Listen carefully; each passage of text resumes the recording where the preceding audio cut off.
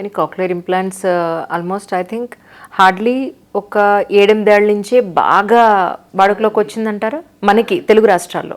అంటే ఇప్పుడు black fungus అంటే అందరికీ తెలిసిపోయింది కదా, అది ఇంతకు ముందు కూడా చేసేవాళ్ళం. That is called mucormycosis. Correct correct correct. అయితే వాడుక భాషలో బ్లాక్ ఫంగస్ అంటే అందరికీ తెలిసిపోయింది. కరెక్ట్. ఎక్కువ అవైలబిలిటీలోకి వస్తే దానికి అందరికీ అవగాహన వస్తుంది. యూస్డ్ అవుతుంది. అవును. ఒకప్పుడు ఎంత ఎక్స్పెన్సివ్ అంటే ఎక్స్పెన్సివ్, సక్సెస్ రేట్ ఉండేది కాదు, అందుకని జనాల్లో ఎక్కువ తెలిసేది కాదు. But otherwise cochlear implant is existing for the last 30+ years. Is that? Yes. కాకపోతే మన వాళ్ళు చెముడు అని అనగానే వదిలేసి, మూగా అని అనగానే వదిలేసి, వీళ్ళకి ఇంతే రాసి పెట్టుంది అన్నట్టుగా వదిలేయడమే మనం ఎక్కువ చూస్తూ ఉంటాం. అవునండి. బట్ మన ఎస్పెషల్లీ మన తెలుగు రాష్ట్రాల్లో అవేర్నెస్ అనేది నేను కూడా ఒక 8 to 10 years ఉందేమో అని నేను అనుకుంటున్నాను. అంతేనండి కదా. నేను ఆరోగ్యశ్రీ స్కీమ్ డాక్టర్ రాజశేఖర్ రెడ్డి గారు స్టార్ట్ చేశారు.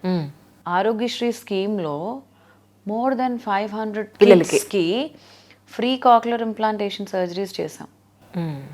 అంటే గవర్నమెంట్ ఇంప్లాంట్ ఇచ్చి 1 లక్ష రూపాయలు ఇచ్చి ఆ పిల్లోడిని మాకు అప్పు చెప్తే వాడిని మెయిన్ స్ట్రీమ్లోకి తీసుకొచ్చి వాడు నార్మల్గా మీలాగా నాలాగా విని మాట్లాడేటట్టు చేయటం మా బాధ్యత.